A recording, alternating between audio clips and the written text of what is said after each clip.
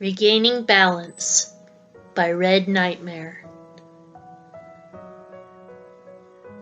The essence of balance is detachment. To embrace a cause, to grow fond or spiteful, is loss of balance, after which no action can be trusted. Our burden is not for the dependent of spirit. Mayor, Third Keeper. The hardest thing that Artemis had ever done, and would continue to do throughout the murky course of his life, was watch Garrett fall. When the thief was a boy, nothing more than that, his mentor had watched him put one foot through a rotted training bridge and plunge towards the courtyard stone. He remembered most the crunch of bad wood. He remembered it, waiting for that sickly sound of small bones snapping on rock face. Remembered the way air rushed down windpipe and into stomach.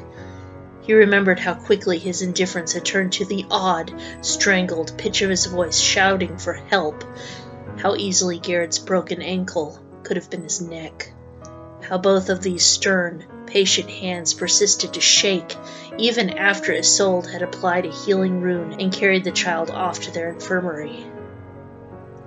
He remembered how the breath stuck there somewhere between his lungs, and he did not think to let it out until hours later. On that day, Artemis learned what it is to be a parent.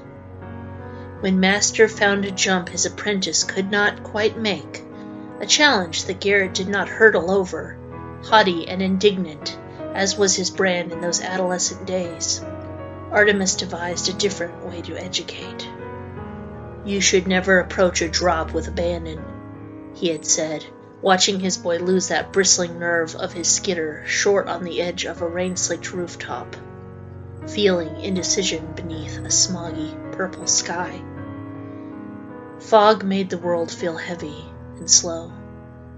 First, you must study it.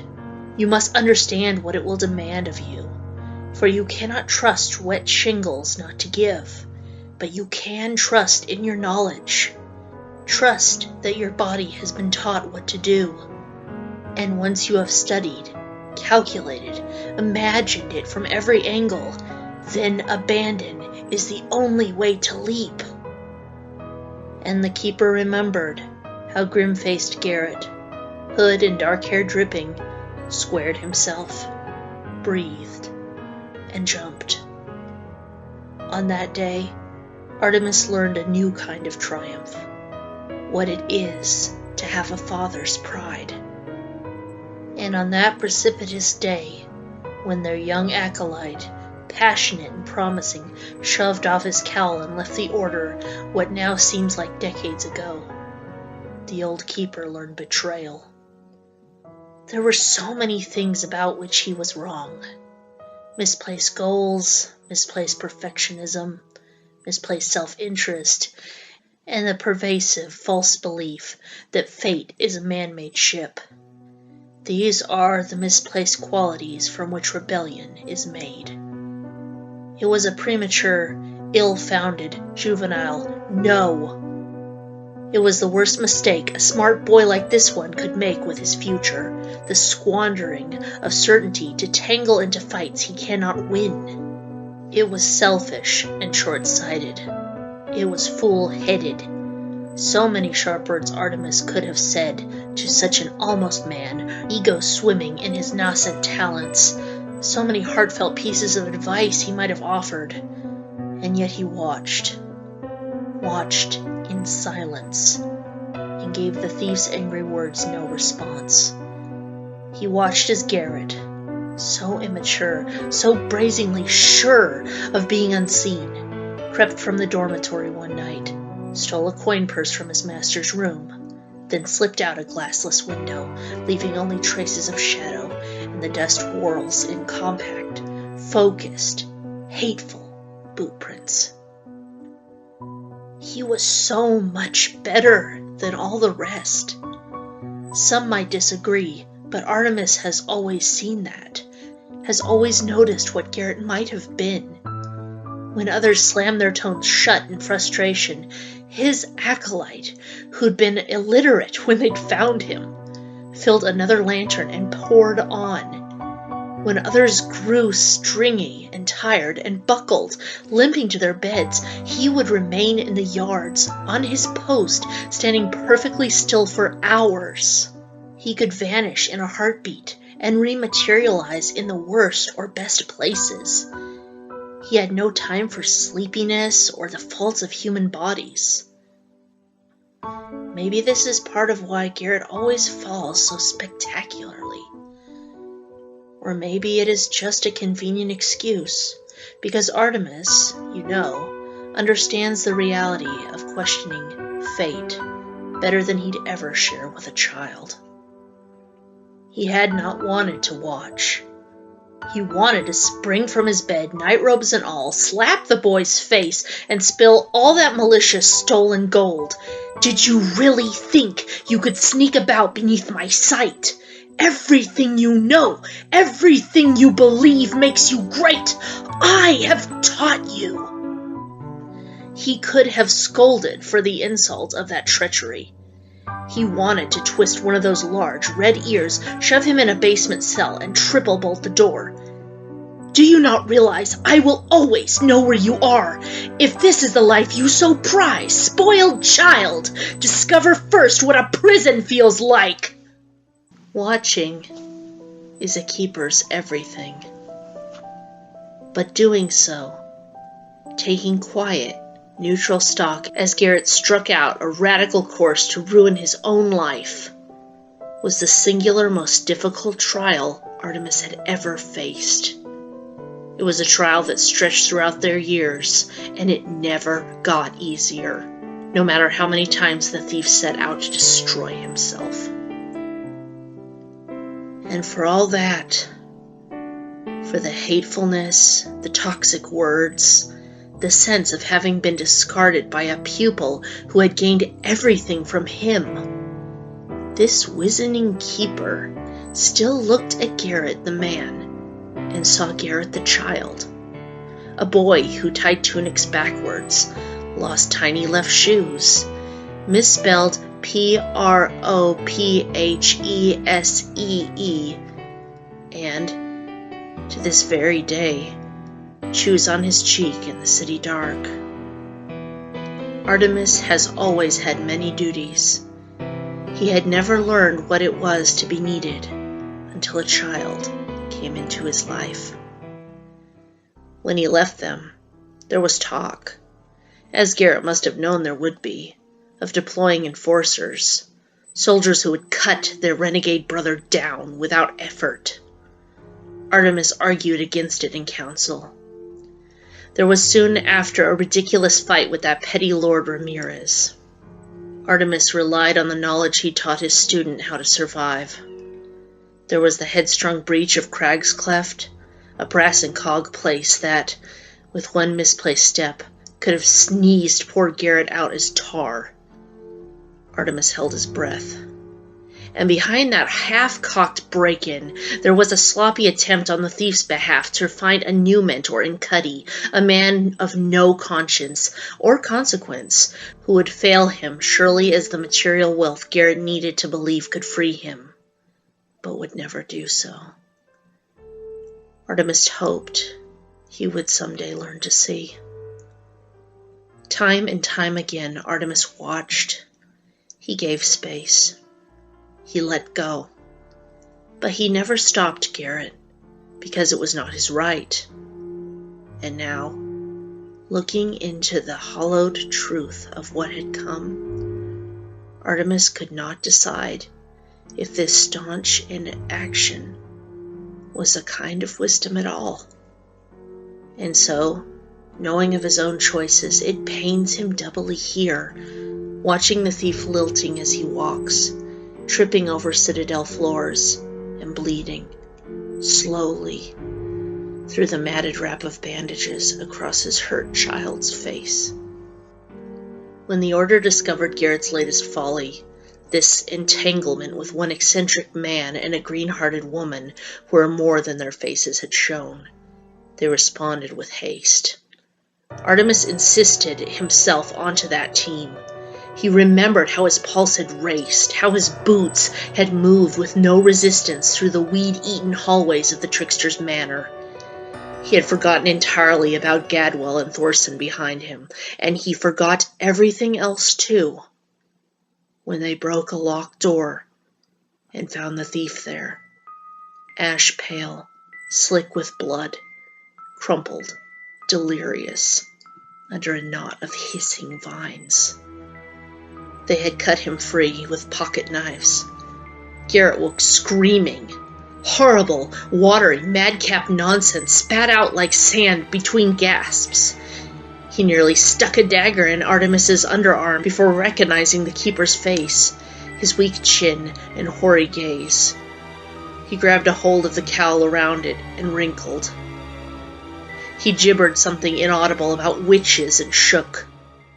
And he fainted, terror dissolving all his petty grudges, and the old master clutched his fallen charge, much like he had after that courtyard tumble many years ago. And when he took the boy's cheeks in his hands, wiped away the gore with his sleeve, and stared, pallid, at the cavernous socket, Artemis learned dismay.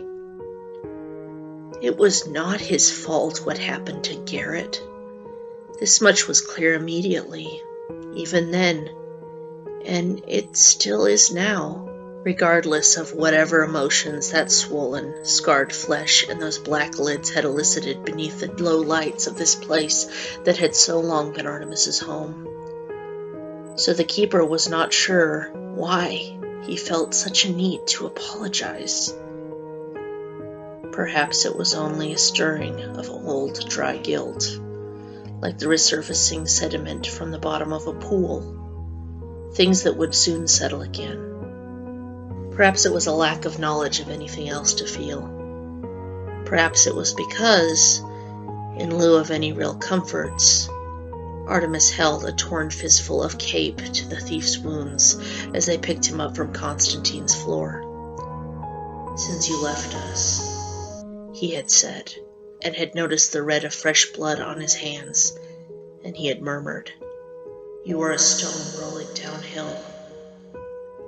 It was a poor comment, a castigation, uttered thoughtlessly and in bad taste, and yet the words themselves were true. Murderers, wild men, Sylvans, thieves, and the keepers that clashed after them, objects in motion, gaining momentum towards devastation. These are the most basic of energies, stones rolling downhill. There had been hindsight. If we had been faster, come sooner, if I hadn't waited for the council's permission. Naturally, hindsight serves no purpose. Of regrets, the keeper would say only this: that were time as fluid as some of their order believes, he would gladly fumble darkly, lest one eye in the thief's place. Artemis has no sons. His love, stymied as it is, must satisfy itself with Garrett. And such defeat to watch there, in the way the thief rose the next afternoon, and how gingerly he dressed, how he touched dazedly at the gauze upon his cheek with shaking fingers. He was oddly sedate when remaking the thin, uncomfortable dormitory bed Isolde had ushered him to.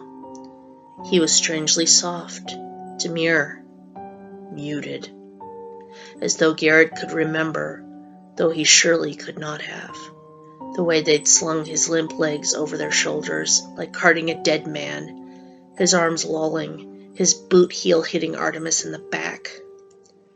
"No keeper is he.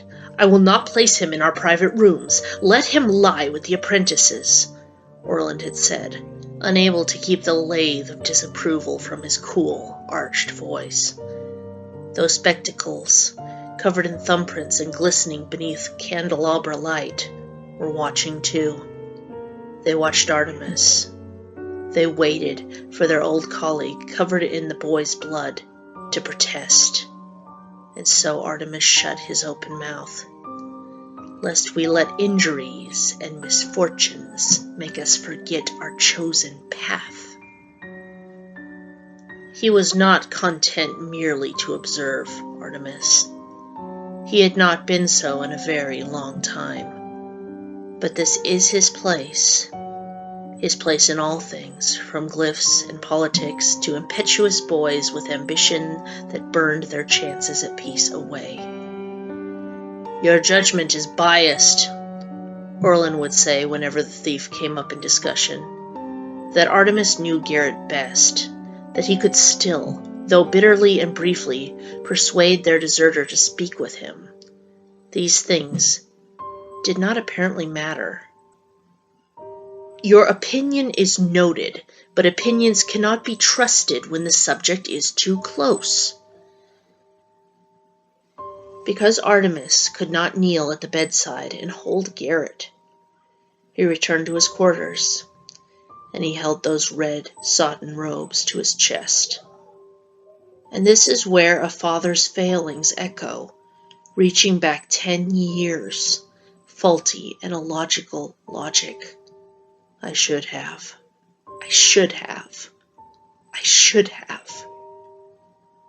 Should have what? Who can know? Orlin's advice was cruel, perhaps, but so it is that truths are often cruelties. Do not draw too near to what concerns you. It is a wise way to live, but it is not the only way to live, nor is it everything, Artemis thinks, because he ever felt this way for Garrett. This worry, this disappointment, this anger, this love, no matter how far his boy was from him. He wondered if he was the only one amongst them who did not hate this coal-eyed child they had recruited from an unkind street. He wondered if he was the only one who bothered looking past the thorny exterior, the protective pride, the occasional ghoulish behavior, the conceit that armored up a fragile sense of self-worth. He wondered if he was the only one who saw it all. And all at once, with the sight of that tender red emptiness inside an eye, Artemis forgave. My boy, he had sobbed, tired, tearless, standing over a wash basin late into the night, trying to weep because it suddenly seemed all his fault, squeezing the blood out of Garrett's gloves. My poor boy. When the thief wakes alone in the cramped apprentice bunk room, there is no one there to help him rise. Artemis has learned about being a parent, such as it is. He has learned that prudent guardians cannot rush to heal. The risk of insult to both parties is too great. So, when the pale thief leaves his cot, clothes himself charily, cups the gauze on his face with a mute, half-cognizant sort of despair, his mentor does not coddle. There is only a soft creaking of door hinges as he slides from the vacant dormitory door late into the bleak next day. Artemis's heart jumps with more dread than hope. The old keeper sits by a bookshelf just outside, forcing himself to read. Pretend to read, at any rate. An Imbris Analects transcript, his peripherals betraying the yellowed pages. Garrett's footsteps are inaudible against smashed blue rugs, his shadow slight. It does not matter. These letters may as well be chicken scratch. Artemis makes no sense of them at all. But, because the keeper knows better than anyone how it now sits between them, he does not hustle up to lend assistance when the thief totters. He does not comment about how, with every other step, his student slopes jaggedly to the left. He does not even race over to pick up the candlestick Garrett accidentally knocks from its glass cup when his missing hemisphere of vision fails to note an end table. He remains motionless. He stares unseeing into his book, and he counts the seconds it takes for a stumble, a misgiving, a surrender. A hood cannot hide the mess he has made of his existence. Anger cannot hide the wordless fear that shakes him cold when Garrett wakes to find he can no longer walk in a straight line. The thief, now so muffled and displaced in a half-blind earth, does not even leave their lounge before his boot catches a cobble corner and he falls. Artemis has no active recollection of making this decision, but somehow he is standing, and then he is seizing fistfuls of Garrett's shirt and holding back before outstretched palms can hit the floor. "Stay here for a while," a good father might beseech. "There is no need to move on just yet. You have been badly wounded. You need your rest.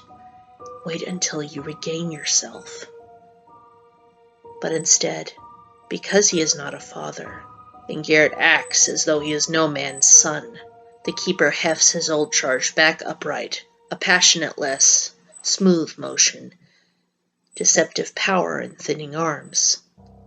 There is nothing said apart from, "You will get nowhere like this."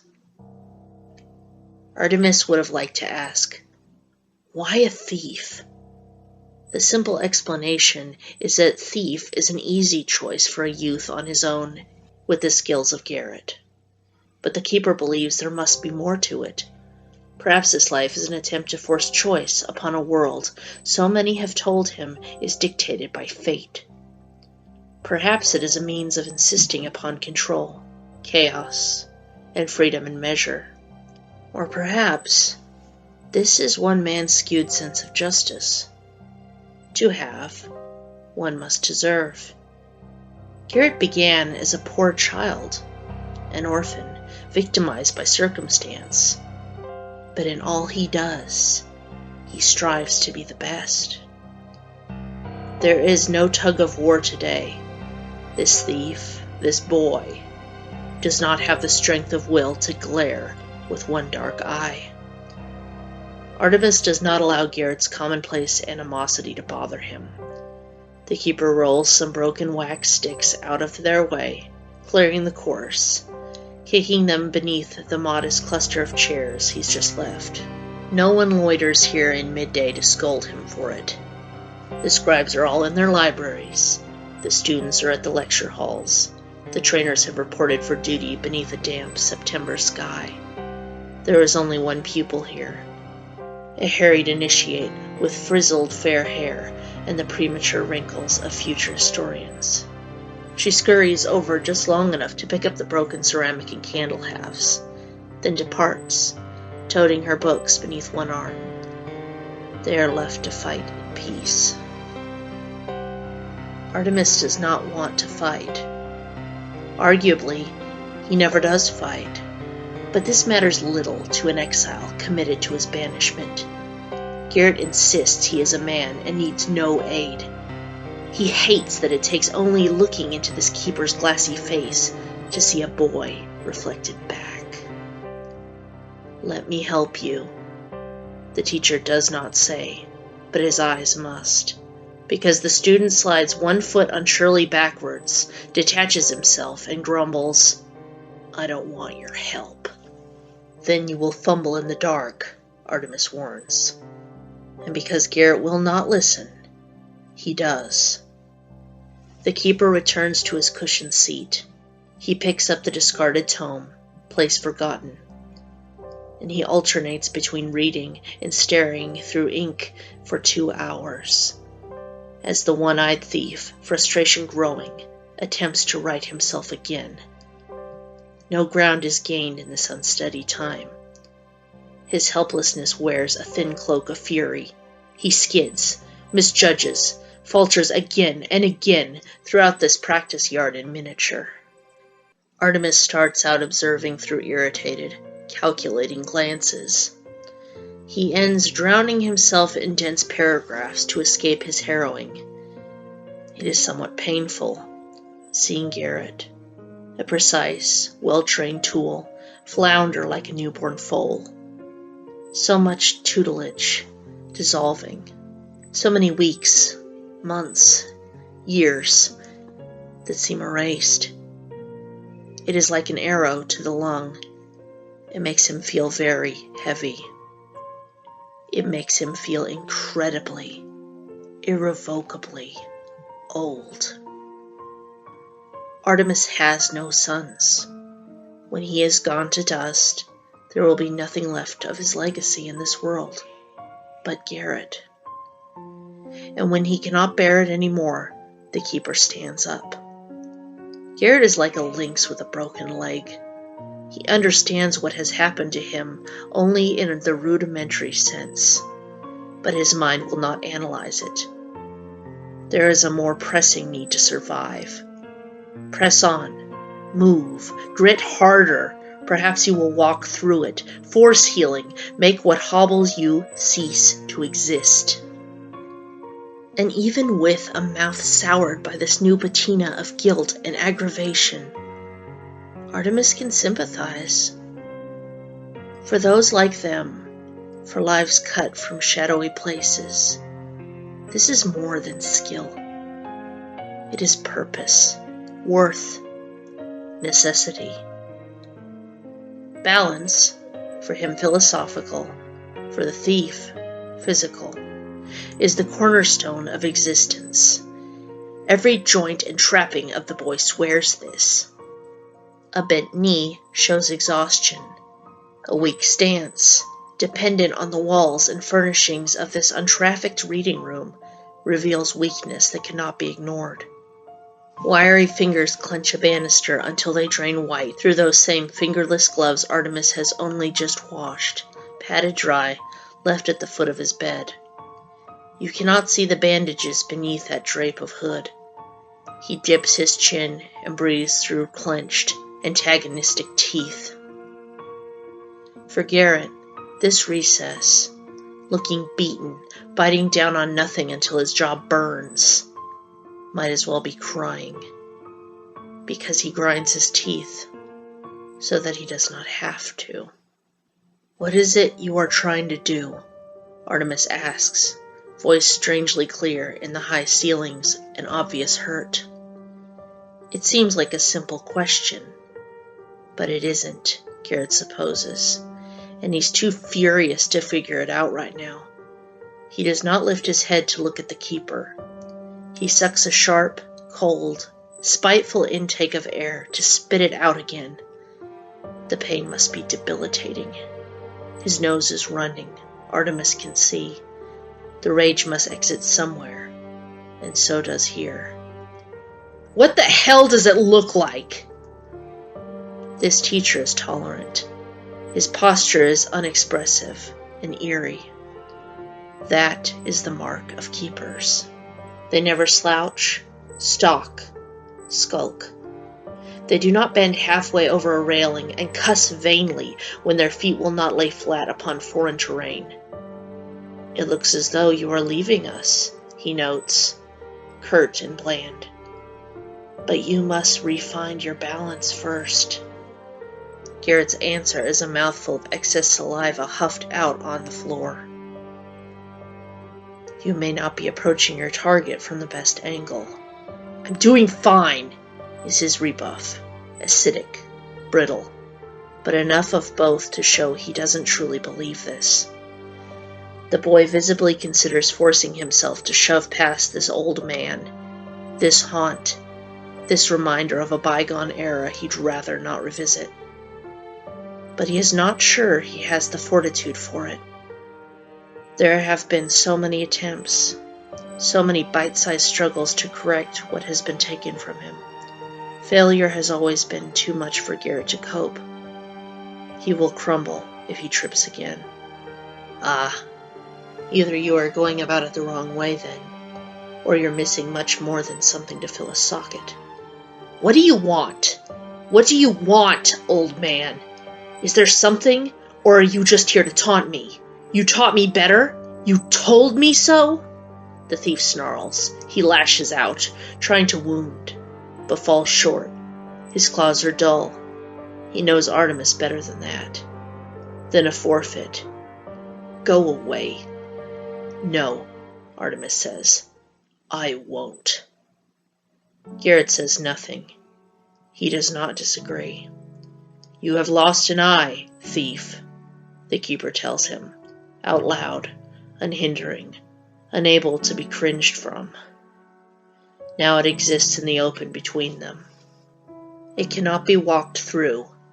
The ducks have nothing to anchor them, ooze uselessly within the void behind his sharp nose. Your perspective has been altered. You cannot regain it. Not as it was. But that does not mean everything else about you is changed. You have another eye to see with. Why try to look through what is no longer there? Garrett whips up his face only long enough to sear Artemis with a contemptuous gaze for this cheap logic. One slate iris slices. Its redness conveys much the tongue does not. You're talking in riddles. I hate that about you people. You always talk in these stupid... Do you remember? Do you think you have doomed your vocation, Garrett? He is silent. It is a thought he does not want to permit. You have not, if so. You fall because you compensate for something that you have lost. Impatience. Garrett's first shortcoming has always been his fine, impatient mind. How does this... I am about to show you. Stand up, properly. Face me, he instructs, and proving there is still some sliver of student left inside him, the thief does. His face is a mess of vehemence, humiliation, bloody cotton. Pus and aimless tears give the inner layers a seething, brownish hue. It is difficult to see, but Artemis looks. You have lost nothing that you need. It is all still there. The world is still what it has always been. So there is nothing to relearn, Garrett. Here, I will make it clear for you. The keeper extends his palm, long, flat, perfectly halted fingers of a master craftsman's hand. Wrist bones have begun to protrude beneath shriveling skin. The younger master, for that is how he fashions himself, watches, wary, resentful, curious. When your mind expects to see things around you in a certain way, Artemis begins, and slowly draws his arm in front of Garrett's keen left cheek, advancing to his sightless right. The single eye follows as far as it can go. It attempts to correct your body, even when there is no correcting to be done. That is why you favor this side. Look. With no warning and no apparent sympathy, the gradual back and forth movement transforms into a strike. Knuckles swing at the thief's unhurt half as though to clip his jaw. But before a punishing hit connects, when it moves past the invisible line where vision blinks to blank, Artemis drops cold. This Garrett cannot see. The thief recoils for a blow that does not come. The teacher folds his fingers into his hand and lets them fall. It is only a small lesson. They disappear beneath long sleeves. Here is what happened. You perceived my hand with your present eye, falsely though you know the arc, and assumed that the other would see. But you and I both know that assumption is not a component of balance. He offers no metaphors. There is no place in this reduced, practical relationship for proverbs or quotes from the ancient texts. You did not try to consider all possibilities. Your brain still tries to rely upon sight that is not there. You must tell it to stop. Judge your situation from what you know, not what you believe you ought to know, and the rest will fall into line. If it were that easy! But just as Garrett has his distilled insolence over these many years of running, Artemis has made an art form out of interrupting his disrespectful pupil. He does it for his own good, for brevity, and for the sake of not allowing an impertinent child's spines to hurt him anymore. Your mind does what it thinks it must, he explains. It believes things that are not true out of a want to keep you safe. All you must do is accept the slant your life has taken. Learn to forget what your absent eye ought to see. Ignore what you feel there should be and focus your sight on what there is. You may discover that there is not so much missing from your picture after all. There is no need to repeat it. There is no need to hover and fling advice upon ears that dearly need it, but a mouth that will never confess this. Artemis picks up the abandoned book from his equally abandoned chair, slides it back into a shelf, and says nothing more. He does not bid him good evening or good luck. He leaves Garrett to regain his balance, humbled, bristling, invidious as ever. He walks away, a personal bravery that looks like uncaring, from everything that he rather wants to say. That is the way it must be. The thief does not return to bed that night. He walks the dim foyer, focused, downcast, unspoken, frightfully determined. Close end, far end, back and back again. You can hear the soles of his feet like clockwork. They are a steady metronome. They never cease. In the morning, some hours later, when Artemis finds himself dumbly wandering towards that dormitory with 2 steaming coffee mugs in his hands, a kindness he already knows will be refused, but does anyway. Garrett has found his balance, and he has left them. The order teaches this. Balanced does not mean unchanging. To be rigid and resist change in want of stagnant constance reflects a human need for control. Every acolyte knows it is folly to believe you are in complete control. 1,000 forces, some seen and some unseen, alter the course of each living thing. To deny this is to stop it. So the answer is not pitching anchor and forsaking all, shutting eyes, plugging ears, for even solid walls are subject to the slow yawns of soil and rain. No, you see, as the wind shifts the fishes in the sea, you must acknowledge these gusts that drive your life. You must face them fluidly, respond, adjust. You must move in new directions when they come to guide you. You must give this much to fate. Prophecies preach what they will. Sometimes Artemis thinks Garrett is less of a catalyst and more of a key on a string. He twists in the draft. He tempts disaster willingly and with few lifelines. He scales barricades as they crumble down. He perceives intrigue, meddling, and manipulations, because as it is, he thinks the keeper's goal is to maneuver him. He sees mistrust and derision where there is only an old father's duty to love. But this shrewd father does not expect too much. Artemis has learned, beyond all else, restraint. How to travel on violent tides and to accept the things you cannot change. The thief learns quickly to see again, but there will, Artemis thinks, always be a blind spot between what Garrett thinks is true and what is. Young fire, young rancor, young ambition with no temperance. This young man may never learn how to accept help again, especially not from a furrowed, fading face in his past. The thief believes he is singular. He chooses odium. He chooses to walk an old, cracked road on his own. But whatever he denies or not, no matter if he believes, admits, wants it, this cast-off boy is not, was not, will never be alone. When he roams astray, there are worried eyes watching.